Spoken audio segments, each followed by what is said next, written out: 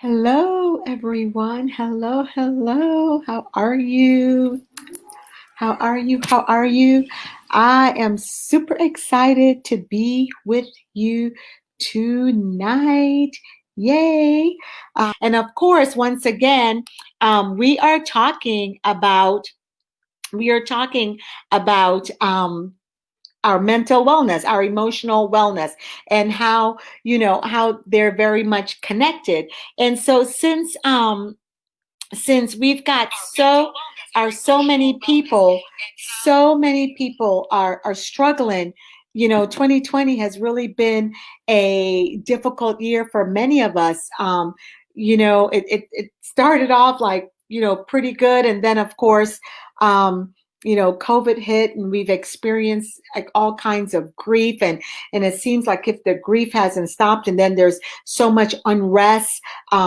There's so much hurt and pain that's really going around, and so it's so necessary for us to talk about it, because many people are holding their emotions in, and that's just not healthy. And many people, they've lost their jobs, they've lost loved ones, and there's just a lot. I can begin to go on and on and about so many things that that's happening to us right now. And many times we focus on the negative, but what I would really like to focus on is what on the positive. And although we have some negatives that's going on, what is it? What can we do? How can we really stay or get in if we're not in there right now? How can we become emotionally and mentally healthy? And so while emotional health and mental health, as we spoke last time, are not the same, we know that they're very similar, and one affects the other. And so we know that emotional health will affect our mental health. And so it's so important that we are emotionally healthy and therefore mentally healthy. So today we're going to just talk about it just a little bit more. And please, as I said, chime in using the words of Val. Chime in and give your comments, give your thoughts, ask your questions, because I'm going to tell you, if I don't know the answer right here, I'm going to get that answer for you. And so again, I want to respect your time. I don't want to keep you too late. And I just appreciate you joining me. And again, if you're looking at the replay, welcome, welcome, welcome. And make sure that you put hashtag replay, put your name and where you are joining us from. All right. Great. So emotional wellness. So what I'm going to define from you, according to psychologists. Hey, James, how are you? According to psychologists, or even Psych Central, which is a type of magazine, or it's just a place where you can go and you can begin to research. And so because I'm very much into taking care of myself, in other words, self-care, I began to look at several things that really involves my self-care and the importance of it. And as I said earlier, if I'm experiencing or need to work out what's going on in my mind, my mental and my emotional, then I'm sure that many of you, right, may be in that same state as well. And so the goal is to just talk about it. Let's just talk about it, because one of the worst things that we can do is keep these things inside where we're not talking about it. And then it just builds up and it builds up and it builds up. And then the next thing you know, it's explosive and it's so unhealthy. The stress of it not only affects now your emotions, it's affecting your mental health, it's affecting your physical well-being, it's affecting relationships, it's affecting everything around you. So it's important that we take care of ourselves. Listen, when God said that he would make us whole, or when he speaks about abundance, I like to say is whole life abundance. And many times when we're thinking about abundance, and I say this all the time, that we may think about, oh, it's about money. No.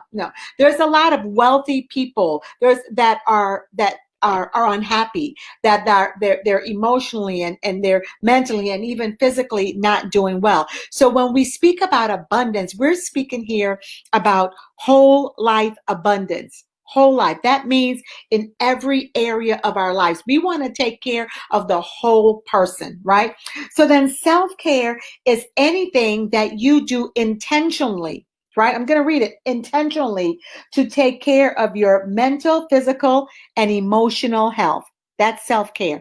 It's anything that you do intentionally to take care of your mental, your emotional, and your physical health, right? So, for me, part of my self-care is especially when I'm, things begin to get really busy, I sometimes have to take deep breaths. And so, as simple as that sounds, that is self-care. Hey, babe, from Delaware. Of course, he's from Delaware. That's where I am. Uh, so, um, and so just something as simple as a deep breath. So again, I'm going to define that for you. So self-care is intentionally. In other words, self-care isn't something that you do by happenstance. You have to plan your self-care. It must be planned out on a daily basis. You have to set your intentions to take care of yourself. You've got to set your intentions. And so it's intentionally looking at planning out your mental, your emotional, and your physical well-being, right? Self-care it varies from person to person. My self-care could be this and your self-care could be that. You understand what I mean? So part of my self-care could be water aerobics, right? Part of your self-care could be your deep breathing exercises I have a sister that she likes to crochet. That's what she does. Really, that's her mental self-care, because don't forget, it's in the three areas. It's emotionally, it's physically, and it's mentally. And then I'm going to add another piece to self-care in just a couple minutes. And so self-care also happens, or self-care means that I must take care of myself first before I can take care of anyone else. Now someone may be thinking, isn't that selfish? But really, it is not selfish. I'm sorry, guys, if you hear background noise. My grandlove is here, and he's looking at his YouTube game. So sorry about that. Now I don't have on my earpieces. So but as what did John said? Vroom vroom. Exactly. Self-care is not selfish, right? Self-care is not being self-centered. Right? It's not that. Self-care is not adding something else to your list for you to do that stresses you out. That's not. It is adding something to your list that brings you harmony in your life, that causes you to mentally and emotionally and even physically take care of yourself. That's really what your self-care really is. So that's your self-care. So I'm going to give you a really quick analogy of self-care. Just looking down for a second. One of the analogies for self-care would be, if you've ever gotten on an airplane before, think about on the airplane, and you're on there and you're preparing to take off, right? One of the things that would happen is that the stewardess, she's there and she is telling you, basically giving you instructions for the flight. And when they're given instructions, she tells you to first put your oxygen mask on first before you help someone else. Boom, right there. In other words, before you can, hey, good evening. Someone, Facebook user says, that's right, good evening. So before, hey, Latanya, guys, don't forget to tell us where you're from. I just want to know where you're from. So tell us where you're from, Latanya, and Facebook user. Let us know where you're from. So So she tells you that airline stewardess, or he tells you, right, what to do first. So the first thing that you're to do is to put on that mask. You've got to put that oxygen mask first on yourself. If we run into any type of let's say turbulence, or we're in danger, and so the airplane may have to make an emergency landing. There's something that's seriously about to happen, right? Think about that for a minute. You have to first help yourself. You put your oxygen mask on first before you help your child that's next to you, or before you can help anyone that's next to you. I love that analogy, because what that's telling you is the importance of first, you have got to help yourself. You have got to make sure that you are okay, that you put your oxygen mask on first, that you are breathing before you can help someone else breathe. Before you can help someone else live, you've got to make sure, let's say, that you're okay and you're living. To put it in a very, let's say, broad scope. And so that is the importance of self-care. So LaTanya says that she's from Bridgeville, Delaware. She's from Bridgeville, Delaware. So here it is now. Self-care again is not selfish, but it is taking care of me first. I've got to put the oxygen mask. If you remember nothing else, I've got to put the oxygen mask on myself before I can help someone else. And I really want you to think about this. And I really want you to go just a little deeper with this. Is when you're not in a good space emotionally, which then links you to not being in a good space mentally, are you really able to help anyone else? Think about that for a moment. What is your reaction to what's going on around you when you're not in a good space? The bottom line is that if I'm not in a good space emotionally, which then links to my mental wellness, then there's no way that I could really reach out and help anyone else. I've got to make sure that I put my oxygen mask on first before I can help anyone else, right? So self-care is not selfish. Self-care is loving yourself, and loving yourself enough to take care of yourself, and so you can help take care of others.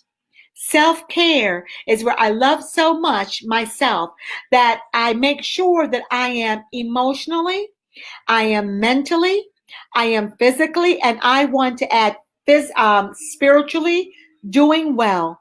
And when I am doing well, then I can better serve my family, my community, and those around me. I can better serve. And so that is really what self-care is really about. And so earlier I said that self-care is intentional. And so I want you to begin to think about, what are your intentional self-care that you're doing on a daily basis? Self-care also brings balance. Well, no, not balance. I'm going to say it brings harmony in your life. Hey, Nikki, where are you joining us from? Nikki says self-care is not selfish. Your hair looks beautiful. Love the color. Thank you, thank you, thank you. So, by the way, I'm what Nikki's saying, your hair looks beautiful. Love the color. We've got daily routines, by the way. We automatically will make sure our hair is combed for the most part, right? We'll make sure we brush our teeth. There's things that we do and as a daily routine as part of self-care. But we're talking about self-care that goes even deeper than that. Because while we're used to combing our hair, and we may be used to, California, we may be used to brushing our teeth every day. The deeper self-care part is when we are really looking at our inner self, our very inner being, right? And so that's the part that we all many times miss. Right? We'll miss that. We'll go out. We want to make sure Susie's okay, Johnny's okay, everybody's okay, spiritually, mentally, physically. And all the while, we are hurting on the inside. We're dying on the inside. we don't feel well on the inside. Our body, by the way, is speaking to us and telling us, you're not doing well physically. You're not feeling well. Take care of yourself. And we'll ignore all those signs because we're taking care of someone else. I want you to think about that, because what I want you to now begin to say to yourself is self-care is not selfish. And that I must make an intention. I must intentionally take care of myself. I must intentionally take the oxygen mask, put it on myself so I can breathe and I can live. And then I can put it on someone else. I can put that oxygen mask on someone else and help them out. And as a matter of fact, when I am doing well, then I can better serve someone else. Right? I can better serve someone else. So self-care is putting on your oxygen mask. Okay. So now, what are some of the other things that we could do with self-care as we're walking through our emotional well-being, which leads to our mental well-being, which also leads to our physical. Now, emotional and mental well-being, they're connected, right? They're very connected. And then physical self-being is separate. But I also want to add to that your spiritual well-being. And this is what I'm going to say about that. That when and I want you to see how even your spiritual well-being is connected throughout your whole life abundance, throughout your emotional, throughout your mental, and throughout your physical. Okay. So one of the scriptures that I'm going to tell you, it says bodily exercise profited little. Okay. So, but it doesn't profit. It doesn't profit, right? Hold on one second. Can you turn that down? Thank you. It profits little, the scripture says, but it does profit. It doesn't say it doesn't profit at all. And I joke with my husband when we're talking about exercise, and I'll say, well, don't forget, God said bodily exercise, and I'm paraphrasing, profits little, doesn't do much. He says, yeah, but it does do something. So that tells you that I need to I need to do some level of exercise. And then, of course, since God created us, right? Since he created us. And as I said last week, is that he gave us a sound mind. So we were already created with a sound mind. It's what happens to us in our experiences in life that then that causes our mind not to behave, or causes our thoughts not to go in a sound manner. But you have a sound mind, right? And so what you have to remember is that I was already created with a sound mind. And since I don't feel as if I have a sound mind right now, what is it that I need to do to get back to how I was originally created? Okay, so that's one. And so the other scripture is that be anxious for nothing, but in prayer and supplication, let your request, tell God all about it. Tell God how you're feeling. You can talk to other people, and that's great, because you should find a safe space. If you need a therapist, you need a coach, find that person to talk to, right?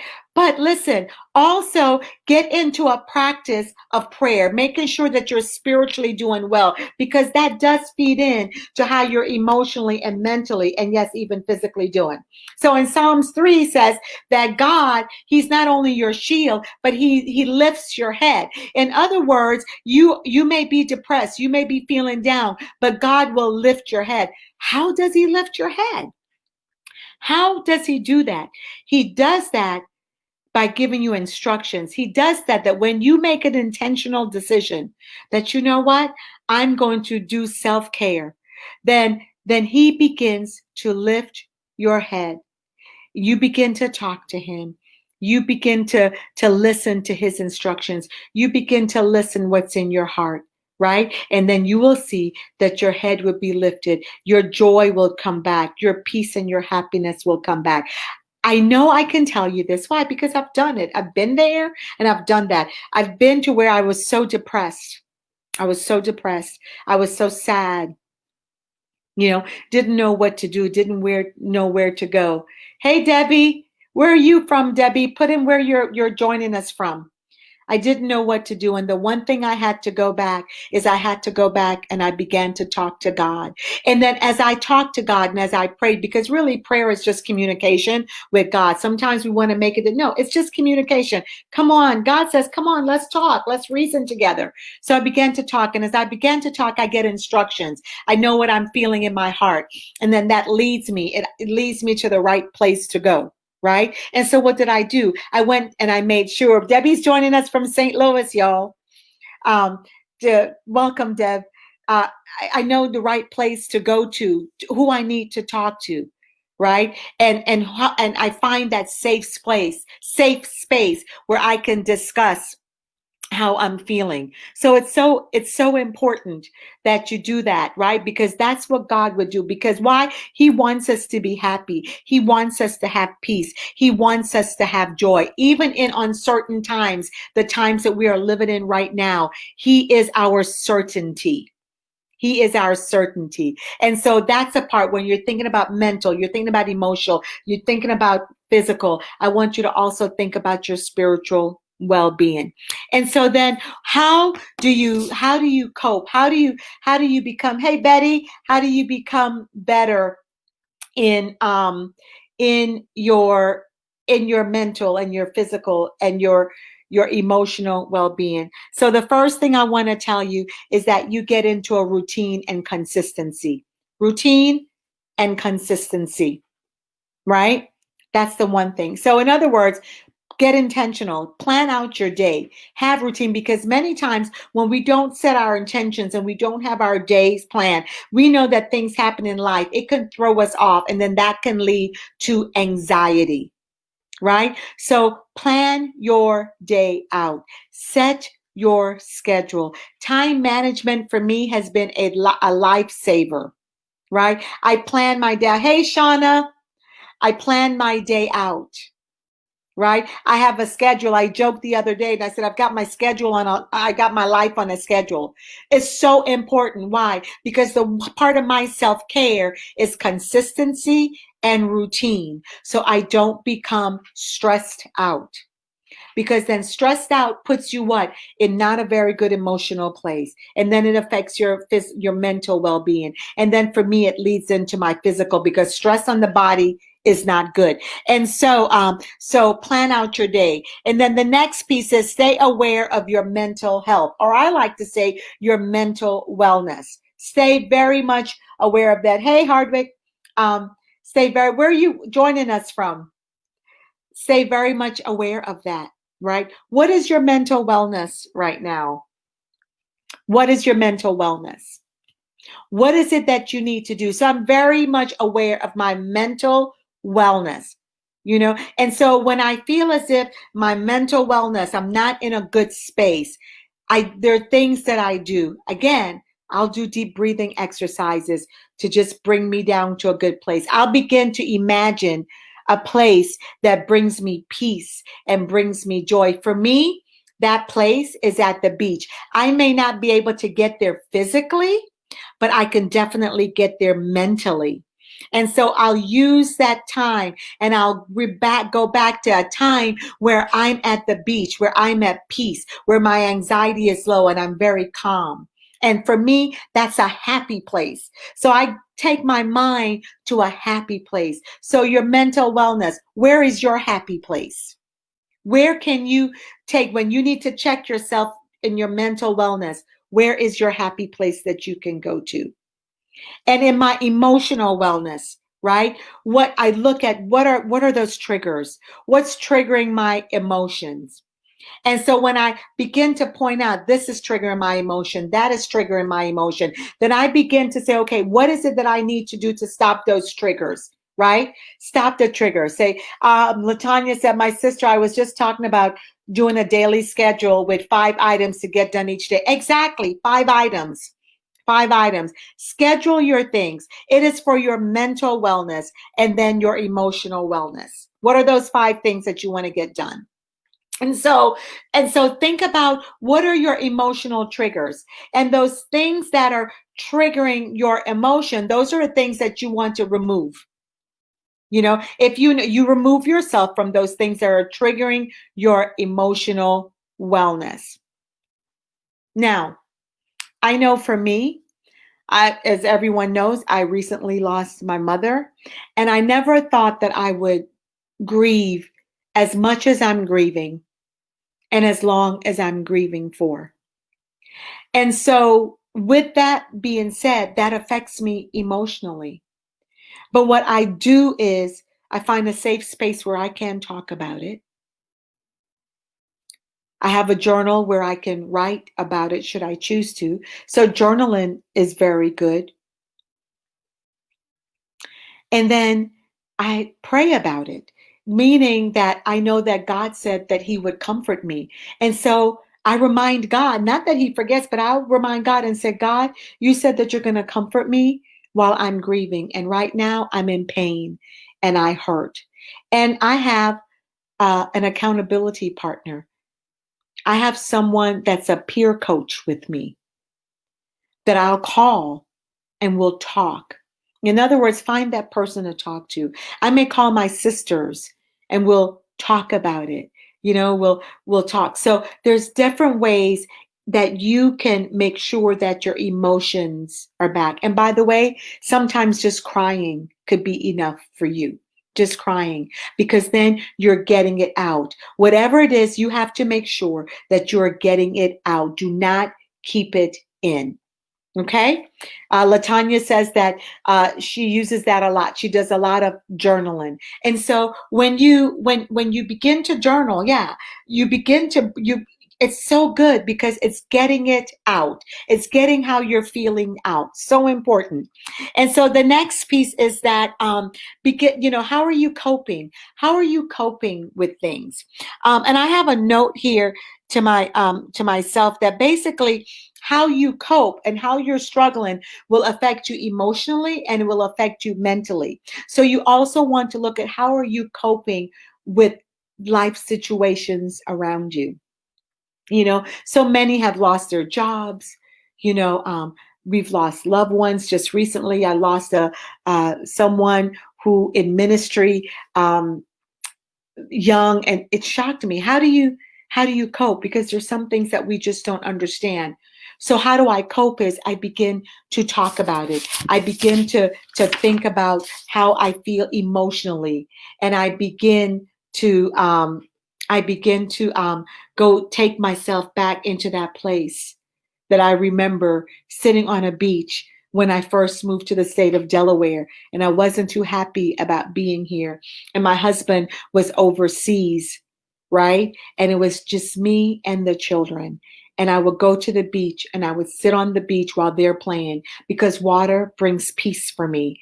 And while I can't get there right now, I sit and I take my mind back to that peaceful spot. And that's one of my coping skills.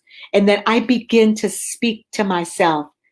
Many call it positive affirmations. I make declarations over myself that I have the peace of God, that God has given me a sound mind, that I'm sound, that I am emotionally well. And as I begin to speak, and by the way, if I need to feel the vibrations of my voice, put your fingers right here and just begin so you could feel the vibrations of you speaking over yourself and over your life.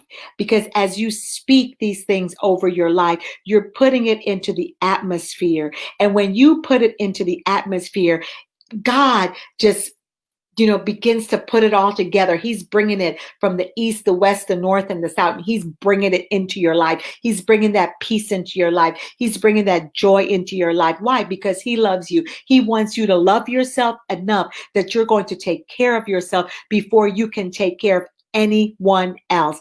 Take care of you. Self-care is not selfish. Betty, we're on every Monday night live at 8:30 every Monday night. Val says soft classical piano music gives her peace, whatever it is, whatever it is that you need, right? To put yourself, I call it the happy place, emotionally, mentally. And then the other part that I want to tell you is set boundaries. Set boundaries. Declutter your life and then set boundaries. Because when I say that, decluttering, many times you look, I need to, decluttering could mean physically, but we can also declutter our minds. So what is it that's got your mind racing? Begin to declutter it. Right? What is it in your home that, that needs to be organized? Get organized and declutter things. Get rid of things, right? And just begin to declutter. So declutter physically and declutter mentally, even declutter emotionally, and set those boundaries. Set boundaries. Set relationship boundaries. If a relationship is not serving you, if that relationship is toxic, set some boundaries to that relationship, right? Let them know, I love you, but I need to set some boundaries. Okay? Don't give them just such easy access towards you. Set boundaries. So I speak about this. Why? Because I've experienced it. So I'm not telling you anything that I have not done. The deep breathing, the setting the boundaries, to making sure that I take care of myself. And yeah, I love to take care of myself in terms of love to get my nails done, love to get my hair done. And all those things are important to do. But now I'm speaking about, your self-care emotionally, your self-care mentally, your self-care physically. Your physical self-care, listening to your body when your body is telling you that you're tired. Thanks, Belinda. Belinda said water helps. Definitely, water does help. Drinking lots of water, listening to your body. When your body's telling you you're tired, you need to stop. When your body's telling you you need more water. All of that, guys, is self-care. Because if you don't take care of yourself, how are you going to serve others? How are you going to serve others? To the best of your ability. Self-care is you becoming the best of what you were created to be, right? Self-care is putting you on that path of who God created you to be, right? And so self-care is making sure that your life is in harmony, not in balance, because a life can be in balance and then it could be out of balance. But we're talking about a life being in harmony, like a symphony, where all of the pieces in your life work together and they make beautiful music together. And so that's what you want your life to be. And that is your self-care. However, remember that your self-care is intentional. It just doesn't happen. You've got to make intents every day. It's a daily intention, right? This is my intent for today. My self-care for me, and you say your name, is this. Write your self-care down. Write those 5 things down. What are your self-care for today and for the next day and for the next day and for the next day? Right? So listen, I want to share with you very quickly about my prayer challenge. I started it last Tuesday. Today's day 6, tomorrow's day 7, and it's a 40-day prayer challenge. That's a part of my self-care and my intentions for the next 40 days. And so I have set my intentions my intentions is I make an appointment. I've set an appointment with God saying, God, I'm going to meet you at 8:00 every morning for the next 40 days. And I have my prayer journal and I'm writing down what I'm praying about. And the reason I'm journaling and I'm writing down what I'm praying about, because I just want to see, number one, how God is going to move, how he's going to answer the prayers. And then I can go back and I can look and see, oh yeah, he's in this. Listen, because your prayers, by the way, they're not just for now. They reach for generations and generations and generations and generations. Right? And so join me. I invite you to join me in the 40-day prayer challenge and watch not just the circumstances around you begin to shift, but watch you yourself begin to shift. And the prayer challenge is not about what denominations you are, because it really doesn't matter. It doesn't matter what your belief system is. It doesn't matter if you're male or female. This is where we as people, God has created us. And he has created us with a voice. He wants us to talk to him. He wants us to have a relationship with him. So let's begin with that 40-day prayer challenge. And let's make our request. Let's ask him, God, what is it that, number one, how is it do you want us to live our lives. What are your plans for me? What can I do so I can walk out my 365 days of purposeful living? What is it that I need to do? And then what are those things that you need? God, where is it that you need healing? Where is it that needs to be served? How are your finances? Look at the areas that, is it your children? What is it that you need to pray and talk to God about so you can get specific instructions? That's what the 40-day prayer challenge is also about. It's to build you up in every area of your life. And it's for you to walk out as what God has called you to do. And it's also for God to answer your prayers. And it's for you to answer the knock when he's knocking at that door, at the doors of your heart. So join me. I invite you to join me for the 40 days and let's pray together. Get an accountability partner.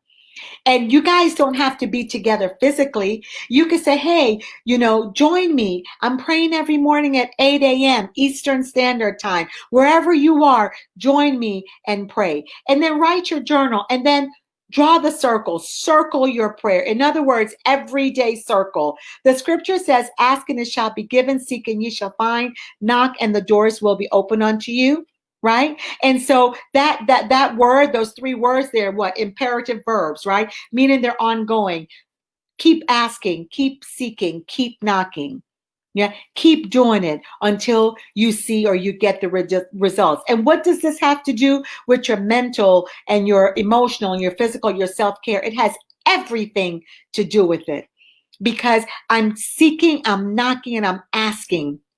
God, how can I become emotionally well? How can I become mentally well? What is it that I need to do? What is it I need to do in my body? How do I need to proceed spiritually in every area of your life? And so as you're praying in this 40-day challenge, don't just pray the prayer one time, but pray it every day for the next 40 days. I started last Tuesday. My 40th day is October 3rd, as many of you who have joined in with me. Right? But you can start today and you could extend it. And listen, you never know. We might go beyond 40 days. Why? Because we want to see God move in our lives, in the lives of our loved ones, and in this world and in this land. All right. So please join me, get your accountability partner and say, hey, sis, hey, brother, hey, let's pray together, and by the way, we all don't have to pray the same way. Prayer is communication with God. You could stand, you could sit. It could just be a normal conversation as we're having right now. But as you're praying, I want to encourage you to pray and then listen to what he has to say to you. Make sure that you are listening. So I don't want to keep you much longer. We're at 9:09, which means we're just a little bit over 30 minutes. I appreciate you so much. I appreciate you. I love you. I'll be praying for you. I will be praying for you that whatever it is that needs to be met, whether it be healing, right? I'll be praying for your whole life abundance, whether it's that certainty that you need, that certainty of what am I doing? Where am I going? What's that certainty, right? I'll be praying for you, right? And I encourage you, let's pray for one another. We don't have to know each other to pray. We don't have to know each other. We just need to be human beings that's ready to outside and get in connection. Let's just connect with the God that created all of us, right? Let's get that connection with the God that lives within us. And let's pray, all right? And let's make sure that we're doing self-care every day and setting the intentions. Again, I love you. Listen, I want you to connect to me. So if you're not familiar with me, please join me. Go to www.fddwomen.com. So connect. Val, can you put the links in there, guys? I've started my blog, so I want to make sure that you connect and read my blog. If you have not gotten my free course, Created for More, make sure you download it. Yes, Betty, every Monday night at 8:30. I was off for a little bit because I needed to take some time for self-care.